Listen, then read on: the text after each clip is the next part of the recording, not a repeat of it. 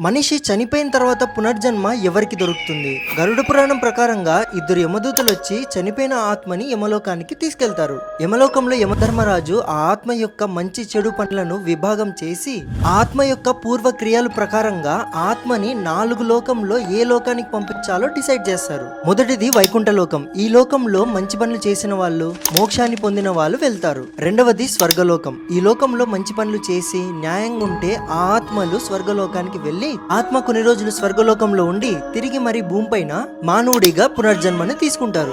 మూడవ లోకం పితృలోకం. ఈ లోకంలో ఆత్మ యొక్క పాపాలను ప్రాయశ్చిత్తం చేసిన తర్వాత పూర్వీకులు ఎవరైనా ఉంటే వాళ్ళతో కలిసి తిరిగి మరి భూమి లోకం పైన మానవుడిలా పునర్జన్మను తీసుకుంటారు. నాలుగవ లోకం నరకలోకం. ఈ లోకంలో పాపిష్టులు, మోసం చేసిన ఆత్మలు ఈ లోకానికి వస్తారు. ఈ లోకంలో చాలా రకమైన శిక్షలు ఉంటాయి. అవన్నీ శిక్షలను ఆత్మ అనుభవించి భూమిపైన ఉన్న 84 లక్షల జీవులలో ఒక జీవిలా పుడతారు.